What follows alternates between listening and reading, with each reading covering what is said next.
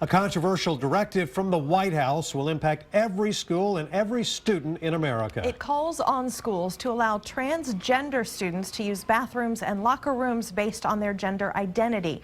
For example, someone who was born a boy but identifies as a girl would be able to use the girls' restroom. Schools around the country got the news today in a letter from the Departments of Justice and Education. It says educators must provide equal access to all students under Title IX. That's a federal civil rights law preventing sex discrimination.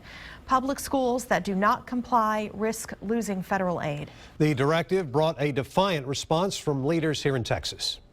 This will be the end of public education if this prevails. People will pull their kids out. Lieutenant Governor Dan Patrick says Texas is ready to lose billions of dollars in federal money for public schools rather than comply with the president's directive. Patrick spoke as the state's top leaders meet in Dallas for the Texas Republican Convention. KXAN's Anna Wernicke is in Dallas with more.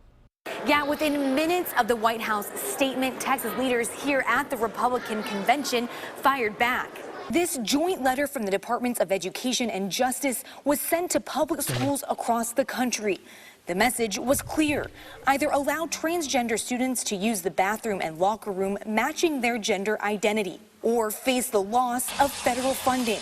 We will not yield to blackmail from the President of the United States. Lieutenant Governor Dan Patrick has been very vocal about this issue for weeks. He had his own message for Texas superintendents on Friday. But I'm telling all the superintendents in Texas right now, you have about 3 weeks left of the school year.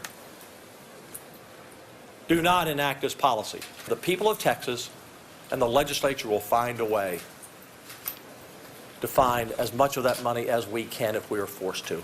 We reached out to the Texas Democratic Party, who said, quote, Governor Abbott and Lieutenant Governor Patrick clearly do not get it.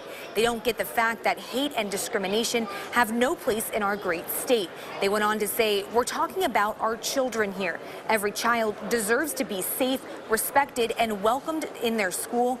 Today, President Obama took steps to ensure that. Reporting in Dallas, I'm Anna Wernicke. Back to you. Lieutenant Governor Patrick says he's talking with Attorney General Ken Paxton about what to do next. He says filing a lawsuit against the federal government is not off the table. Federal officials say the bathroom guidelines are supposed to clarify civil rights protections for transgender students. The issue has already caused friction in many parts of the country. Last fall, students in Missouri walked out in protest after a transgender classmate was allowed to use the girls' restroom. Some parents were upset the school did not have a clear policy on the issue. The new guidelines come just days after the Justice Department and the state of North Carolina sued each other over a state law restricting access to public restrooms.